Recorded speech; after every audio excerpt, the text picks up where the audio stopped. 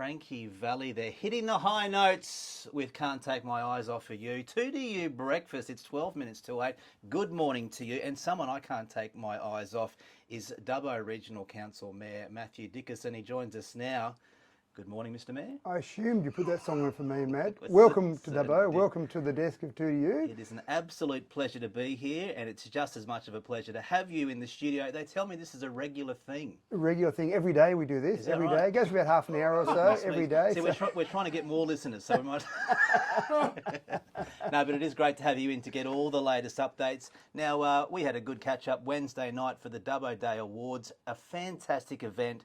As you mentioned on the night, a great big pat on the back to all those involved, but also the hard-working people, the 10 people that got the awards. I mean, just exceptional people we have in this region. Well, that's the thing, and one of the things that I really enjoyed, as a mayor, you get to do some really fun things. You get to talk on 2 to each week, that's always good fun, and you get to do some really tough things. But one of the things that I find incredibly enjoyable is you sit on that committee that actually judges the award winners, that get all the nominations come in.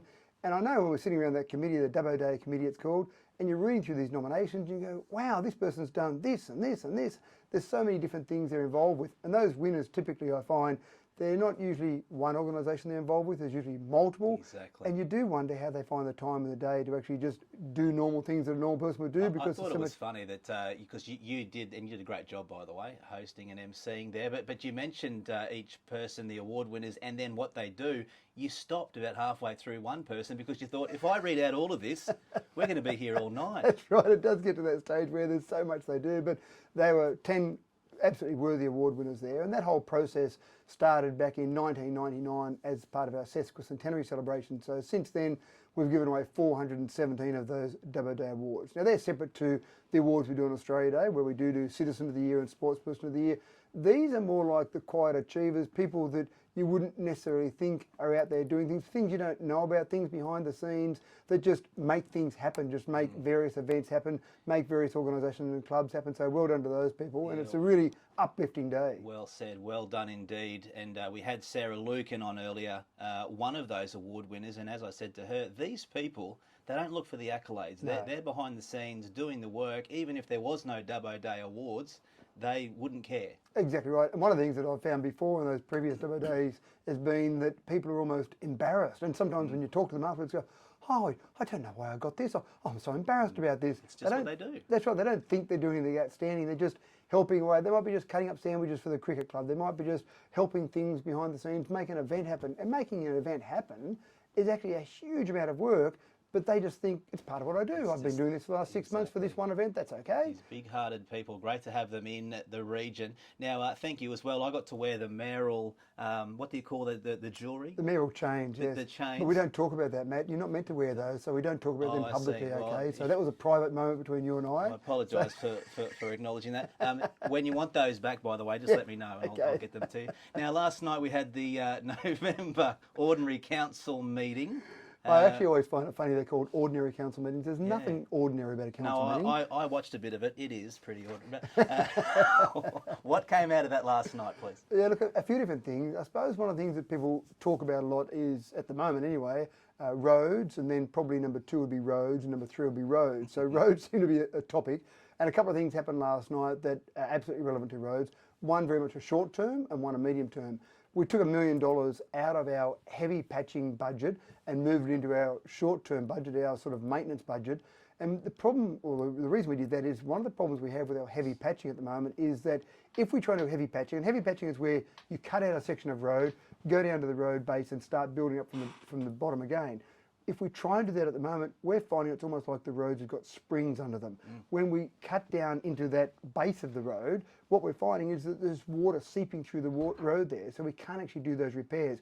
So it's almost pointless having all that money sitting in our heavy patching budget, because I think we're going to struggle to use all that money in this financial year. So we took $1 million out of that, put it into our maintenance budget, which is more the potholes, more just fixing those holes in the short term.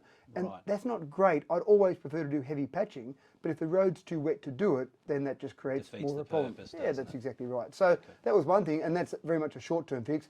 A medium-term fix is up around Sheraton Road. Now, many people that drop kids off up there or might go to the hardware store up there are familiar with the fact that we've built Boundary Road now. That's been opened up several months ago. but then the link from Boundary Road across to those schools along Sheraton Road, that road is in very poor condition, has had a lot of heavy traffic on it over the years, so we need to do some severe work there. We haven't got the money to do that yet. We will work on that. We're working towards that. But what we're doing in the meantime is working out a better way to get access through to some of that area. So last night we had a confidential component of the meeting, which the discussions are confidential. Yeah. The outcome is not confidential, hence I'm talking to you about it.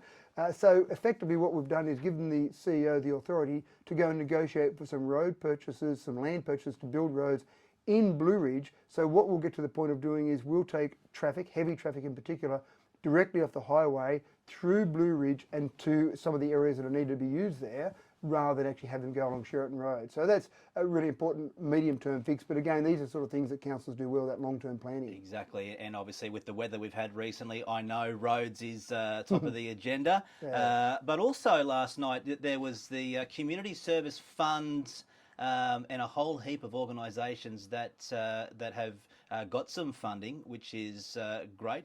Yeah. Can I read out a couple of these? Yeah, absolutely. Yeah, they're all public. Yeah. So the Dubbo Environment Group, the Indian Miner Control Program. Now, just to clarify that, we're not talking about young children from India. We're talking about the birds, the Indian miner birds. MYNA. Thank you. Just in case some of your listeners are thinking that we're going to round up some young Indian children. No, it's the Indian miner bird problem. And so the Dubbo Environment Group got $5,000 to help solve that problem. And and I'll let you go through and read some of those out, but just briefly, what I love about these, so there's about $60,000 we gave out last night, and the thing that's great about this is that those organisations, those various groups are very community minded. They'll take that $5,000, for example, they'll combine that with some volunteer hours, and they'll do an incredible amount of work. Yes, and all these organisations are the same. It goes a long way, doesn't it? That's Exactly. Right. Yeah. Some of the significant ones are $15,000 for the Can Assist Dubbo Cancer Patient Financial Support, as well as Lifeline in the Central West. Mr Mayor, how do you decide on these? Are they decided in these ordinary meetings? Well, there's an application process. So these various organisations put an application in. There's a form that asks a number of details about what they'll do, how they'll use it. We've got certain criteria and we've only got a certain budget to use for these. Those applications go through, they're assessed by our staff.